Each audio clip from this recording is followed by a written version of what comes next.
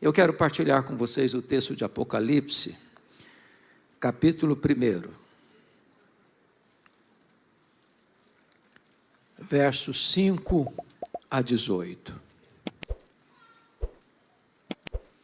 Vou começar a leitura na parte B do versículo 5. Apocalipse 1, 5 a 18.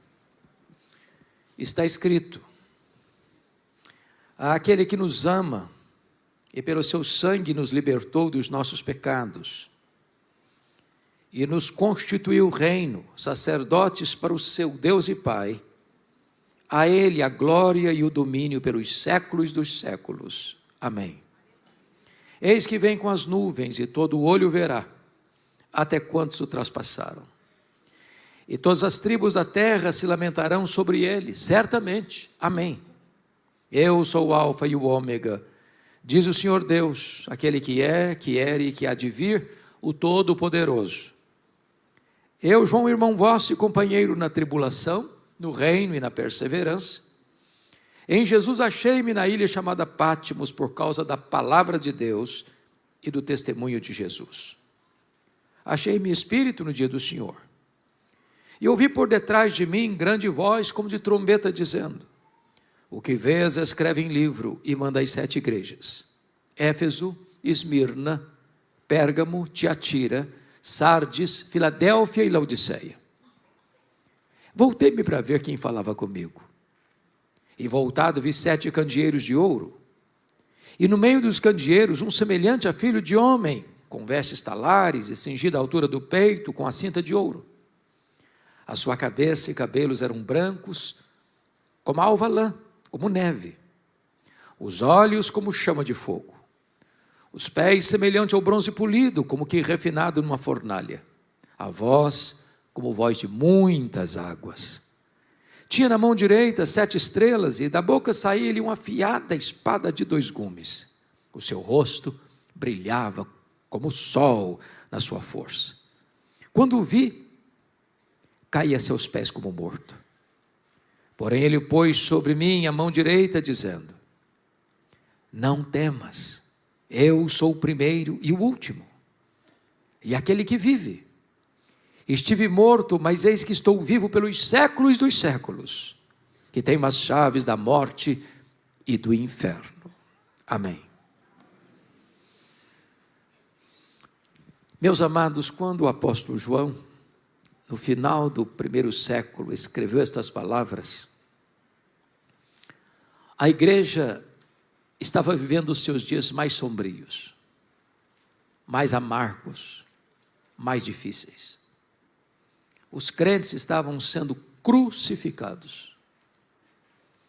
Os crentes estavam sendo queimados vivos. Os crentes estavam sendo jogados às feras. Um banho de sangue.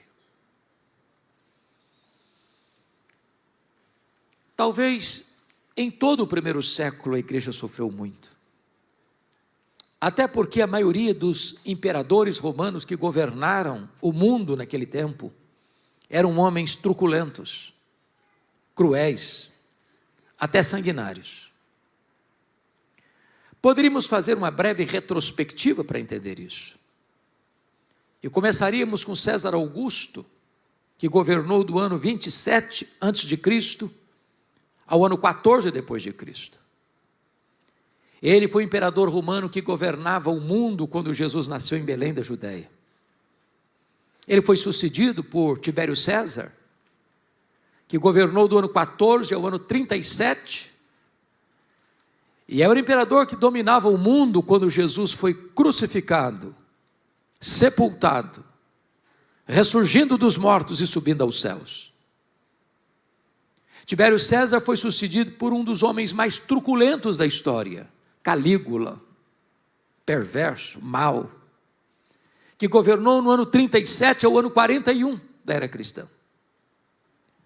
Calígula foi sucedido por Cláudio, que governou de 41 a 54, e foi no governo dele que houve uma grande fome mundial, e os judeus foram expulsos de Roma, oportunizando ao apóstolo Paulo fazer uma grande campanha de coleta entre as igrejas gentílicas da Galácia, da Macedônia, da Acaia e da Ásia Menor, para socorrer os pobres da Judeia, que retornaram à sua terra sem propriedades, sem casas, sem renda.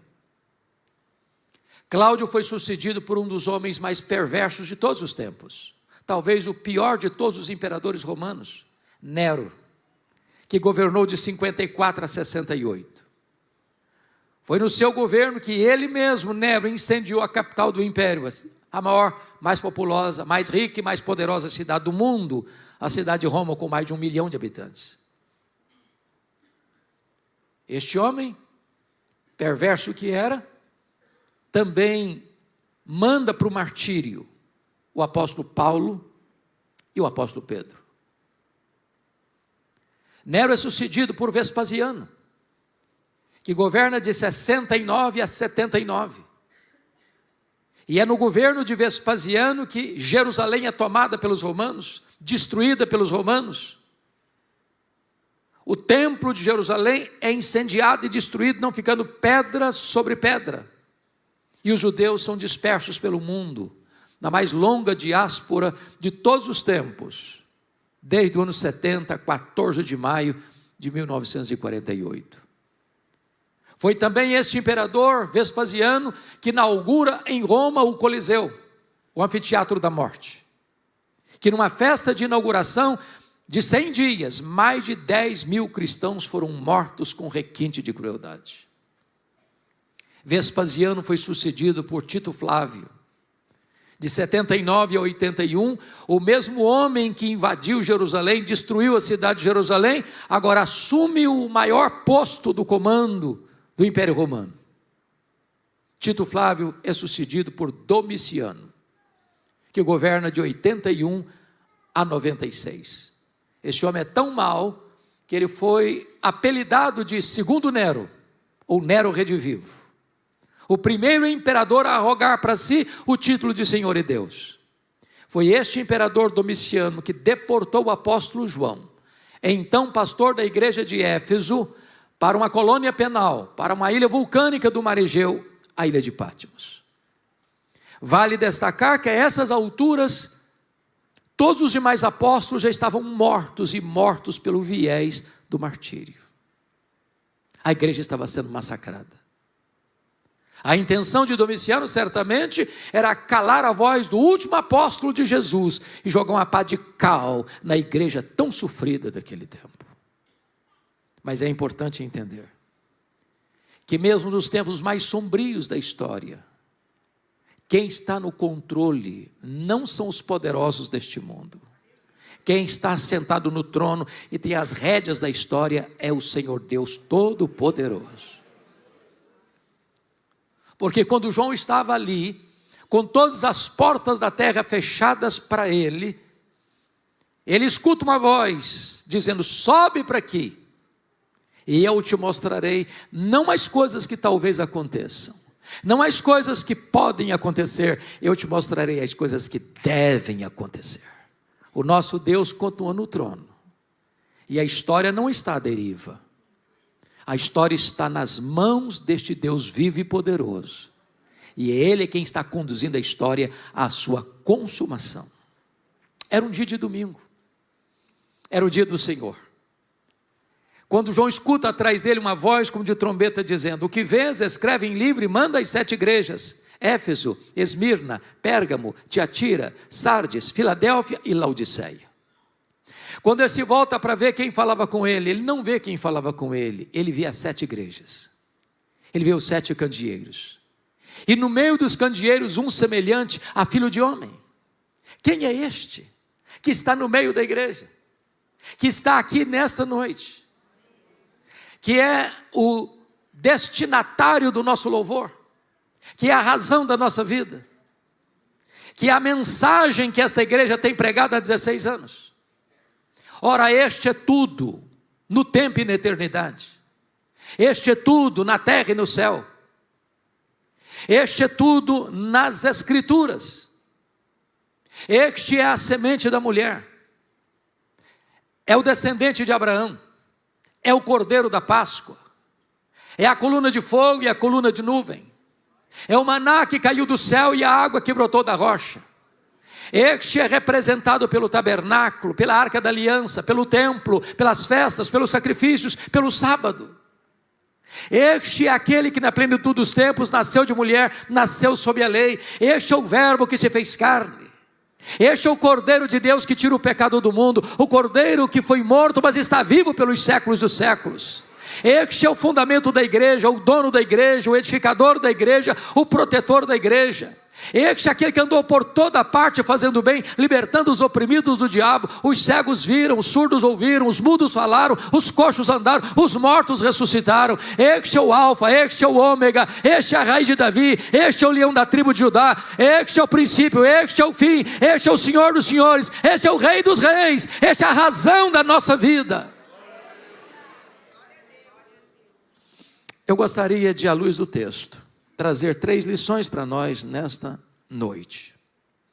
A primeira lição, eu gostaria de apresentar as glórias da pessoa de Jesus. A segunda lição, eu gostaria de tratar da gloriosa obra de Jesus. E a terceira e última lição, eu gostaria de tratar das implicações destas 2 verdades anteriores: quem Ele é e o que Ele fez. Então vejamos em primeiro lugar a sua pessoa. Remeto vocês ao verso 13.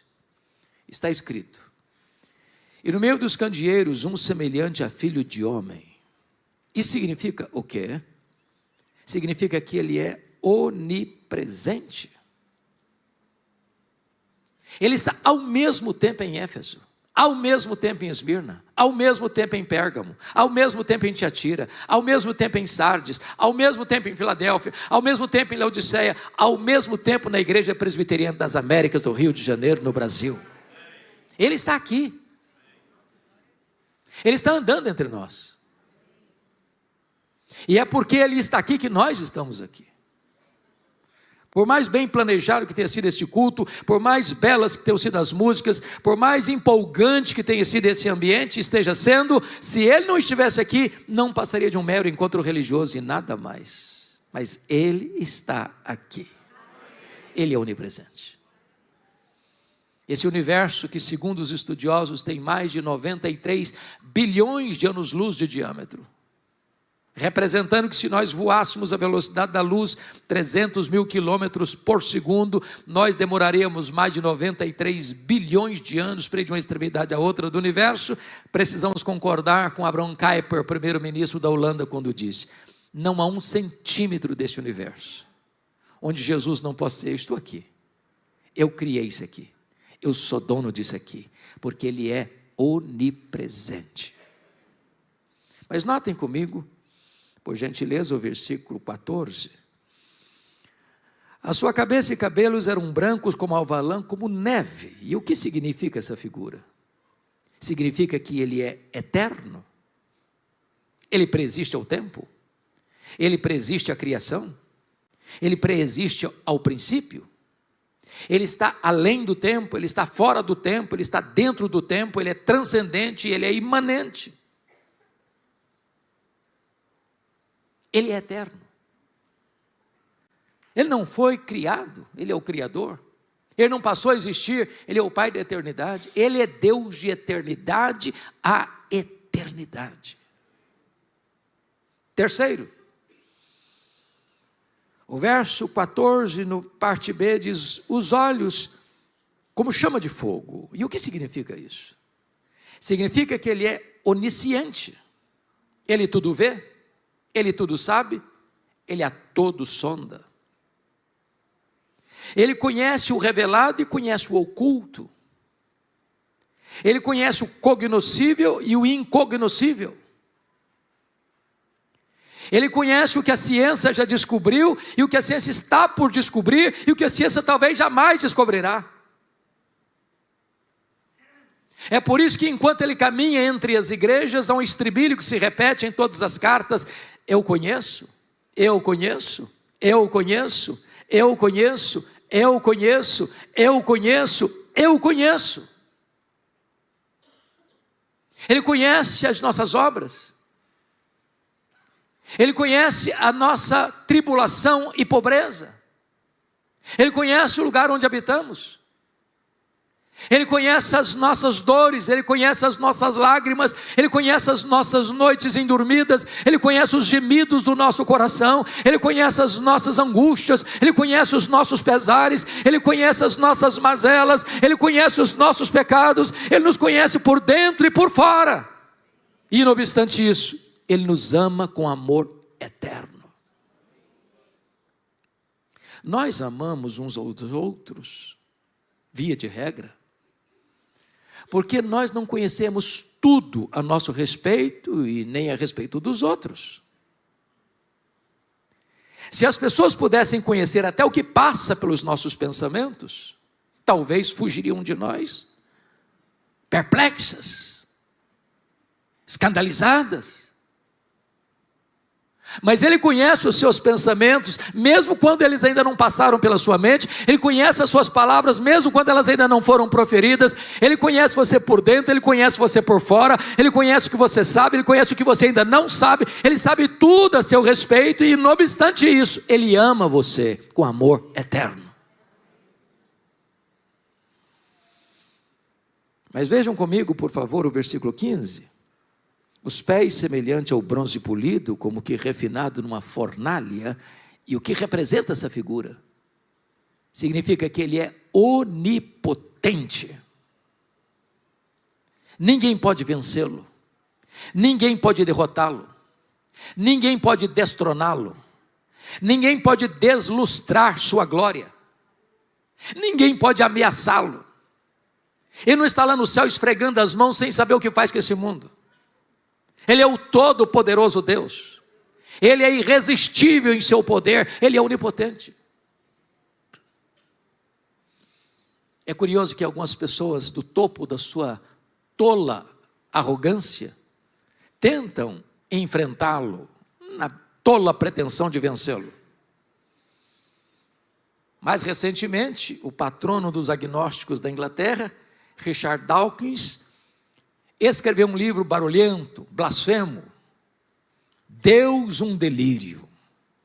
E alguns críticos do topo da sua tolice blasonaram suas falas blasfemas, dizendo: agora acabou com a Bíblia.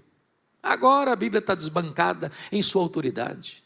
Agora ninguém mais acredita nesse livro de capa preta. Agora Jesus não tem mais sentido. E eu pergunto a vocês: onde está o livro Deus um delírio? Nem na promoção ninguém compra mais. E a Bíblia continua sendo traduzida, impressa e distribuída aos milhões. E faz a sua marcha sobranceira e vitoriosa. E Jesus continua no trono.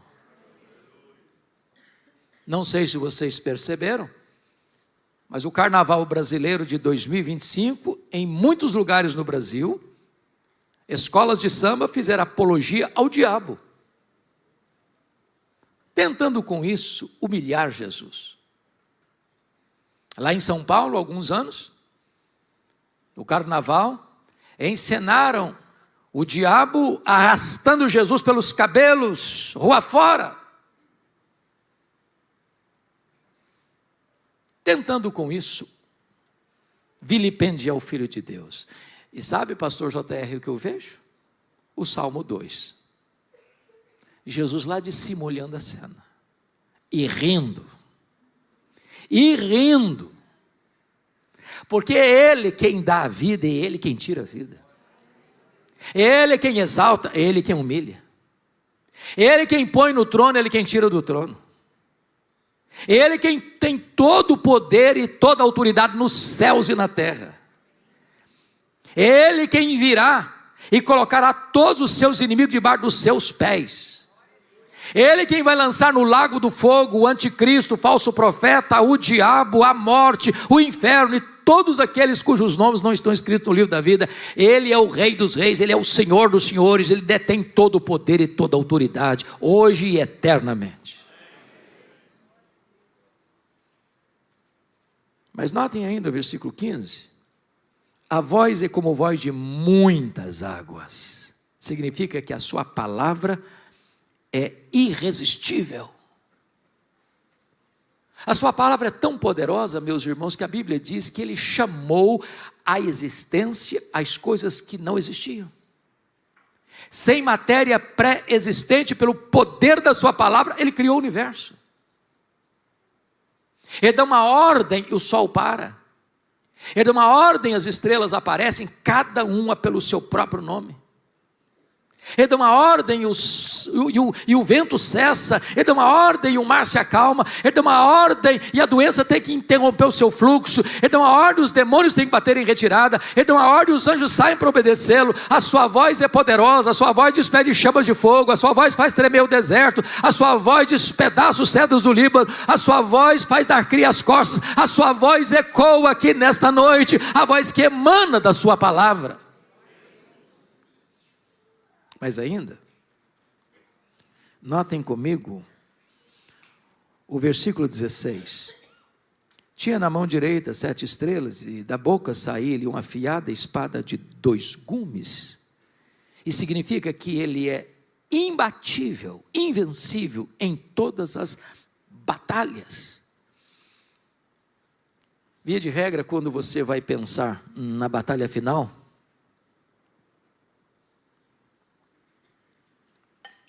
naquilo que se chama de Armagedon. Armagedon é uma região da Galileia. É a mais bela planície de Israel que você avista do Monte do Precipício em Nazaré. E alguns pensam que ali vão estar nações poderosas, armadas até os dentes, com seus tanques de guerra, com seus carros blindados, com as suas armas poderosas.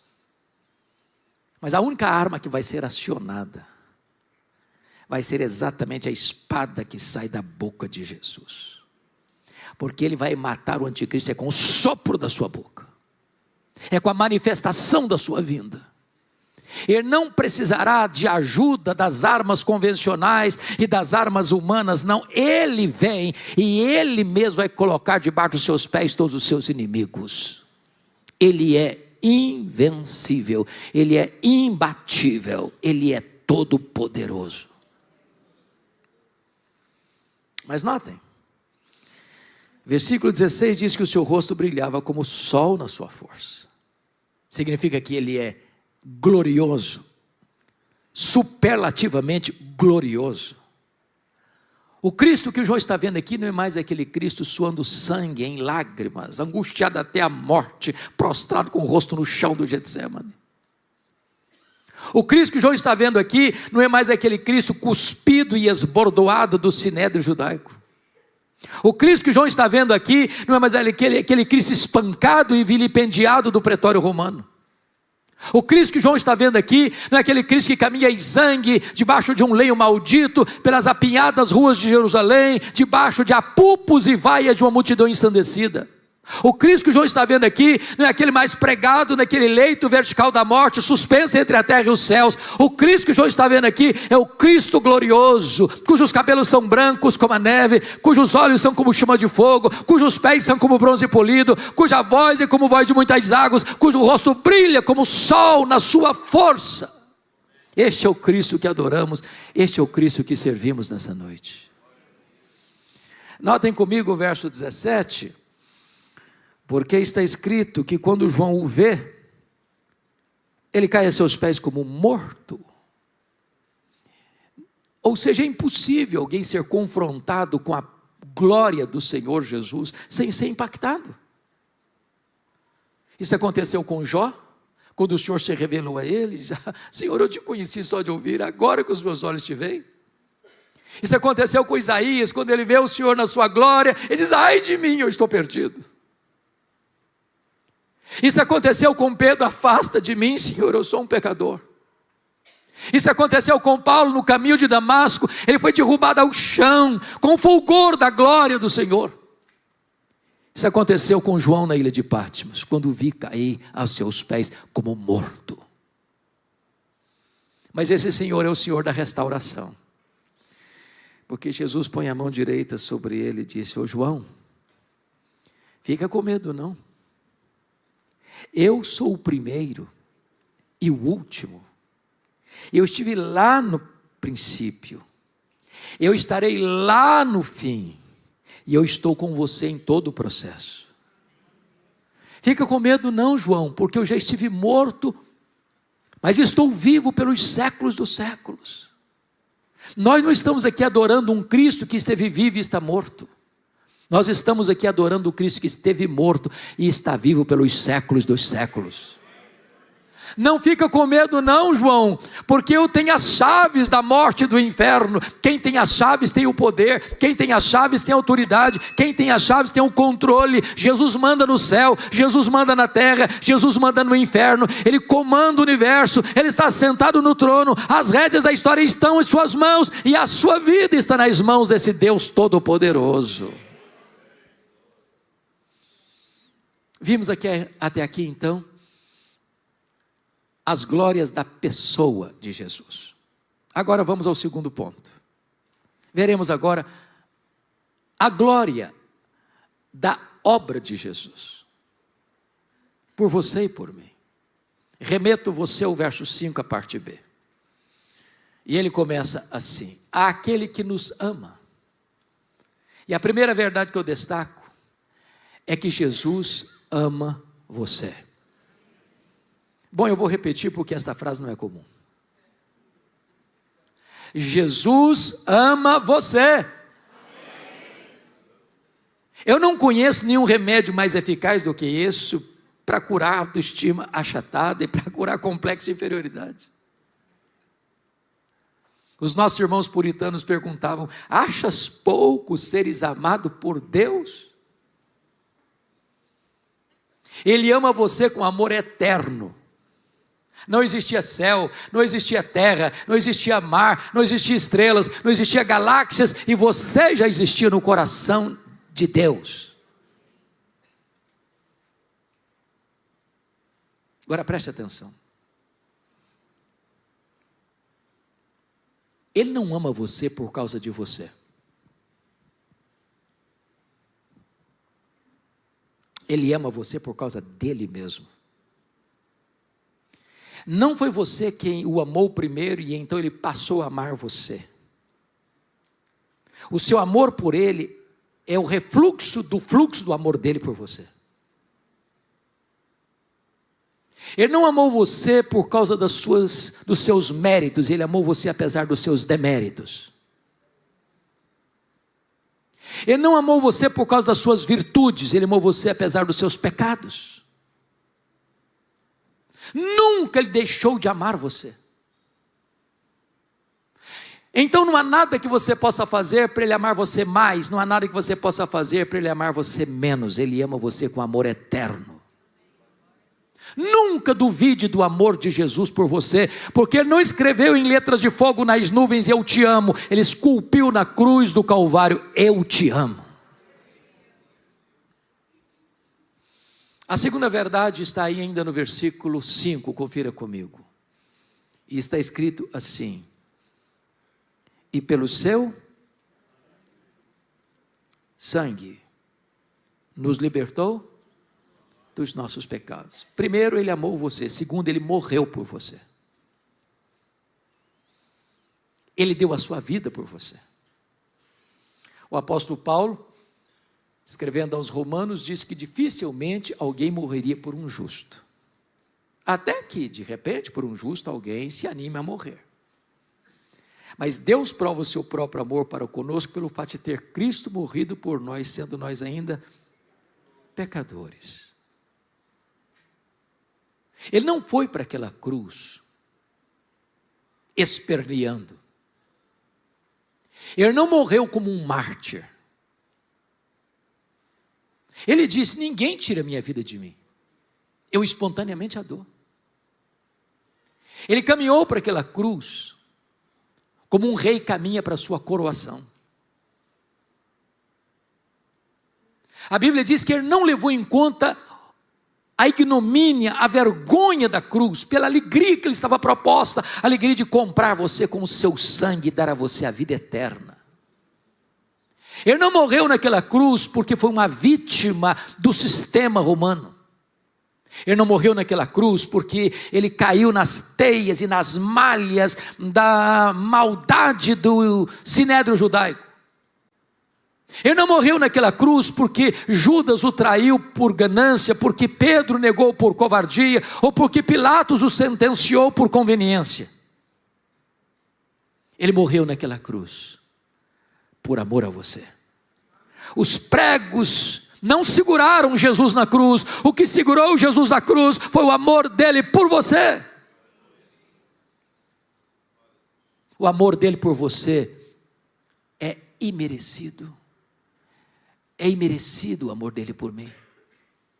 Porque ele nos amou quando éramos fracos, ímpios, pecadores e inimigos. Agora notem, pelo seu sangue nos libertou dos nossos pecados. Isso significa que o pecado escraviza. O pecado é uma algema. O pecado é um embuste. É um engodo. É uma isca venenosa. Ele promete o que não pode entregar. O pecado vai levar você mais longe que você gostaria de ir. O pecado vai reter você mais tempo que você gostaria de ficar. O pecado vai lhe custar um preço mais alto que você gostaria de pagar.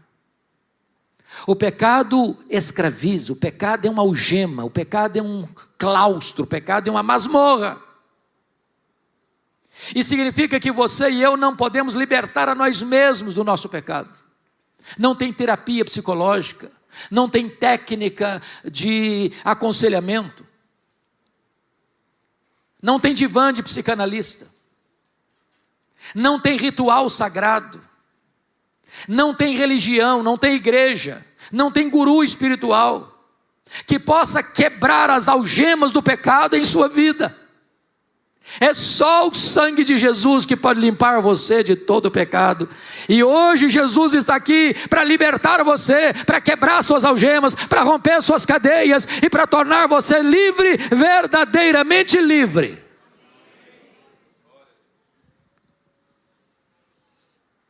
Primeiro, ele amou você. Segundo, ele morreu por você. Terceiro, ele exaltou você. Veja o verso 6 comigo. Está escrito: e nos constituiu reinos, sacerdotes para o seu Deus e Pai. Todos vocês têm ciência disso, de que lá no Antigo Testamento nenhum rei podia ser sacerdote e nenhum sacerdote podia ser rei. Temos isso apenas na figura de Melquisedeque, que é um tipo de Cristo. O rei Uzias, do topo da sua arrogância, depois de 5 décadas no poder, quis usurpar o ofício sacerdotal e entrou no templo para queimar incenso, e Deus o sentenciou com lepra até a morte. Mas Jesus Cristo veio e ocupou o tríplice ofício: profeta, sacerdote e rei. E agora você que crê nele é constituído por ele sacerdote e rei. Corre em suas veias mais do que sangue azul. Você é filho do Rei dos Reis e do Senhor dos Senhores. O véu do templo foi rasgado de alto a baixo, e agora você tem livre acesso à presença de Deus.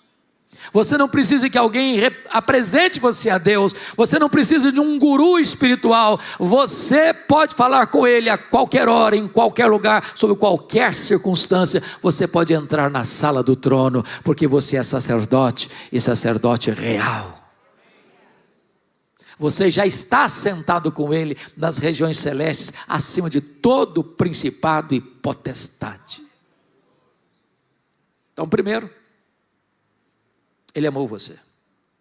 Segundo, ele morreu por você.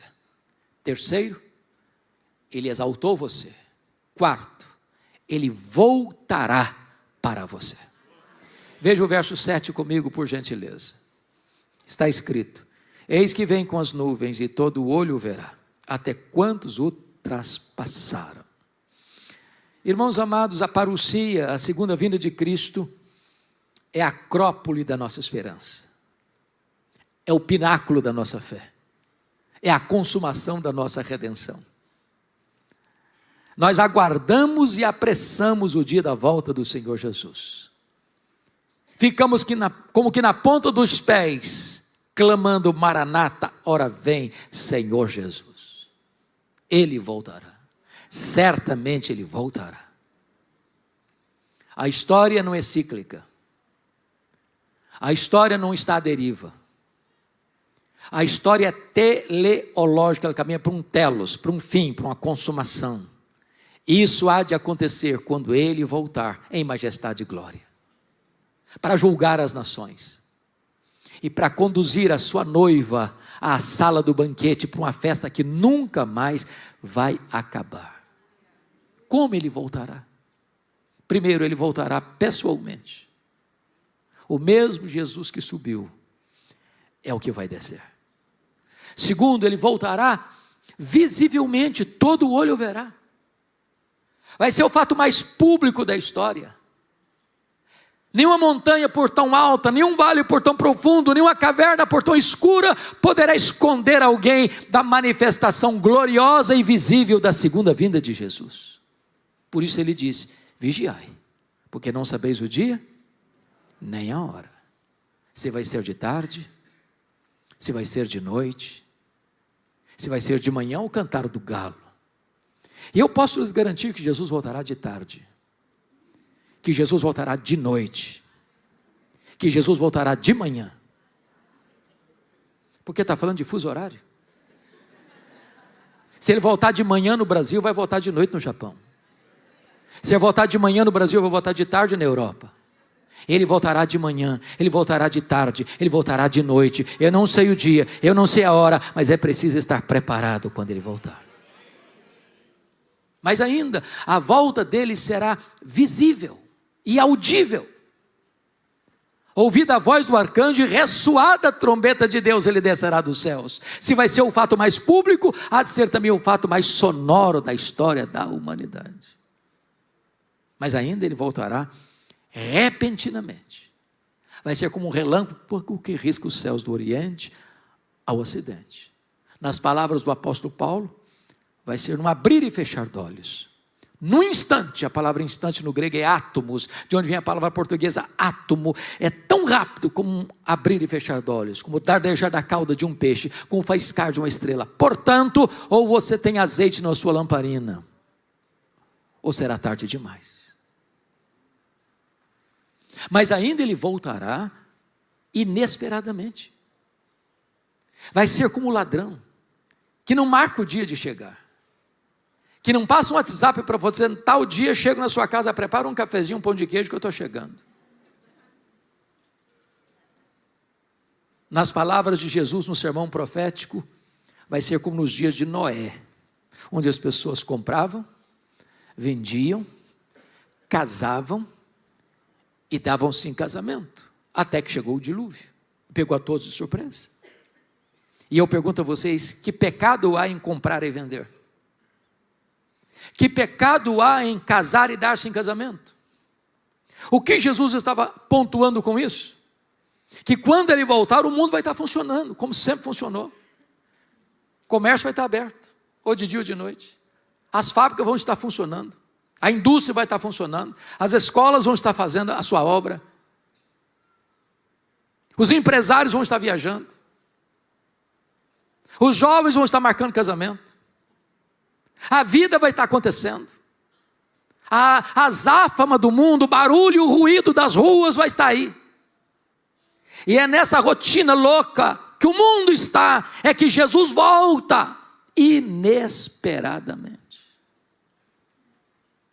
Mas finalmente Ele voltará vitoriosa, gloriosa e triunfantemente. Ele não virá mais como servo, Ele virá como Rei dos Reis. Ele não virá mais para salvar, Ele virá para julgar as nações. Ele não virá mais como advogado, Ele virá como juiz de vivos e de mortos. Ele não virá mais montado num jumentinho, Ele virá cavalgando o cavalo branco, que é um símbolo da vitória, com grande poder e majestade. Ele virá para colocar todos os seus inimigos debaixo dos seus pés. Ele virá para lançar no lago do fogo o anticristo, o falso profeta, o diabo, o inferno, a morte e todos aqueles cujos nomes não estão escritos no livro da vida do Cordeiro. Ele é o Cristo vencedor. Ele é o Cristo glorioso. Ele virá. E você está preparado? Bom, vamos ao terceiro e último ponto da mensagem. Quais são as implicações dessas duas verdades? Quem Ele é e o que Ele fez e fará. Primeira implicação. Então você não precisa ter medo da vida. Porque Ele disse, eu estou vivo. Pelos séculos dos séculos. Tem muita gente hoje, irmãos, com medo da vida. Tem muita gente hoje cansada da vida. Tem muita gente querendo fugir da vida. Tem muita gente entupindo as veias de drogas porque não aguenta a vida. Tem muitas pessoas hoje se lançando nos braços da promiscuidade porque não suporta a vida. Tem muita gente se embriagando nesta hora porque não aguenta a vida. Tem muita gente flertando com a morte, saltando nos braços do suicídio porque não suporta a vida. Mas quando a pessoa tem um encontro com Jesus, a vida é linda, a vida é saborosa, a vida faz sentido, a vida é maravilhosa, porque Ele é a vida. Ele veio para trazer vida e vida em abundância. Ele veio para trazer vida e vida eterna. E se você tem um encontro com Jesus, todo dia um dia de festa, todo um dia de alegria, porque você acorda de manhã e diz, este é o dia que o Senhor fez, alegremo-nos e regozijemo-nos nele. Hoje você pode sair daqui encantado com a vida, porque Jesus é a própria essência da vida. Segundo lugar, segunda implicação. Então você não precisa ter medo da morte. Ele disse, eu já estive morto, mas estou vivo pelos séculos dos séculos. Tem tanta gente apavorada com a morte. É bem verdade que a Bíblia diz que a morte é o rei dos terrores, mas Jesus é o rei dos reis. Ele entrou nas entranhas da morte, Ele arrancou o aguilhão da morte, Ele matou a morte, Ele ressuscitou inaugurando a imortalidade. Ele é a ressurreição e a vida, e se você crer nele, nunca mais você morrerá eternamente. A sepultura não é seu último endereço, e nem a morte tem a palavra final. Agora, para um crente, morrer é lucro, é deixar o corpo e habitar com o Senhor, é partir para estar com Cristo, que é incomparavelmente melhor. Terceiro, então você não precisa ter medo da vida, você não precisa ter medo da morte, e em terceiro, você não precisa ter medo do desconhecido. Me permita explicar um pouquinho mais esse ponto. E eu preciso fazer uma pergunta diagnóstica aqui no auditório. Quem nesse auditório, nesta noite, já nasceu de novo? Já foi regenerado pelo Espírito Santo? Já foi selado com o Espírito Santo da promessa? Já foi batizado pelo Espírito no corpo de Cristo? Já é cidadão do céu? Tem seu nome escrito no livro da vida? Quem tem essa convicção, levanta a mão, por favor. Louvado seja Deus. Louvado seja Deus. Então nós temos segurança para onde estamos indo. O céu é o nosso lar, é a nossa pátria, e é para lá que estamos indo. Porém, isso não tira de nós a nossa humanidade, vulnerabilidade. Por exemplo, eu não sei, nem você, o que vai nos acontecer daqui a 10 minutos. Nós não enxergamos na curva. Nós não enxergamos no escuro. Pastor JR não tem a garantia de que no próximo culto público desta igreja, todas as pessoas que estão nesse seleto auditório estarão vivas. Quando o apóstolo João foi levado para aquela ilha de Pátimos, ele estava velho, era um homem praticamente centenário, com seu corpo fragilizado. Não bastasse a idade avançada, os reveses da história caindo sobre a sua cabeça. Dias sombrios, dias angustiosos. Seus pares todos já estavam mortos. os crentes morrendo, queimados vivos, crucificados, jogados às feras. Parecia o fim. Parecia um desfecho sombrio, inglório. Mas de repente, Deus muda o cenário. Deus é especialista em mudar o placar do jogo. Deus é especialista em virar a mesa da história. Deus é especialista em fazer prodígios. Porque quando ele estava ali sentenciado à morte, Deus disse: sobe para aqui, João. E quando ele sobe para o céu, ele vê um trono. Alguém sentado no trono. Ele não ousa dizer, ele não ousa descrever quem está sentado no trono, apenas compara-o a pedras preciosas.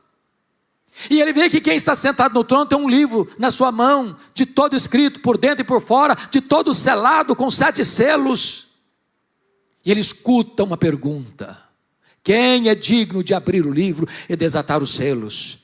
E ninguém foi encontrado digno, nem no céu, nem na terra, nem debaixo da terra. E João chora muito, a angústia, parece que a história não faz mais sentido, parece que a história não caminha para uma consumação. E enquanto ele chora, ele escuta a voz de um ancião dizendo: não chores, João, não chores, porque o leão da tribo de Judá, a raiz de Davi, venceu para abrir o livro e desatar os seus selos. E então o Cordeiro de Deus pega o livro, desata os seus selos. E então o Cordeiro de Deus manda tocar as trombetas, e as trombetas soam. Então o quarteto do mal se levanta, o diabo, o anticristo, o falso profeta, a grande Babilônia. Então as taças da ira de Deus são derramadas, e o quarteto do mal cai e colapsa. E a cena que aparece é Jesus vindo na sua majestade, glória, para julgar as nações e estabelecer o seu reino de glória e reinar com a sua igreja para sempre e sempre e sempre. Eu posso não enxergar na curva, mas Jesus enxerga. Eu posso não enxergar no escuro, mas Jesus enxerga. Eu posso não saber o que vai me acontecer daqui a 10 minutos, mas Ele estará comigo daqui a 10 minutos. Ele estará comigo até o fim e estará comigo por toda a eternidade. Mas finalmente, então você não precisa ter medo da eternidade. Ele disse: eu estou vivo pelos séculos dos séculos. Quando os milênios rolarem nas dobras do futuro, Ele estará com você.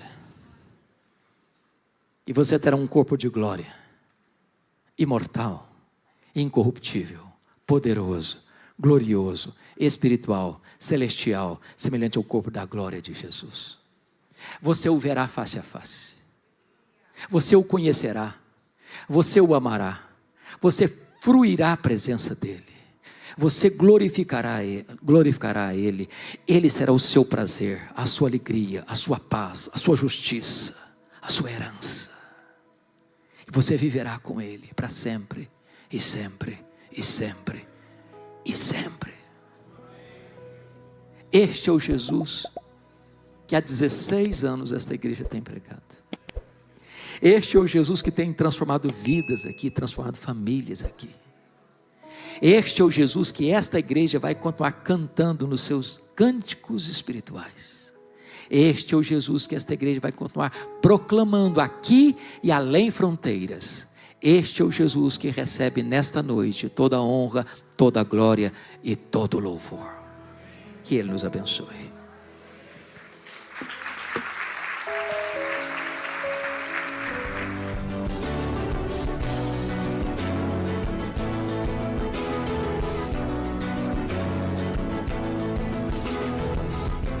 Palavra da Verdade, com Hernandes Dias Lopes.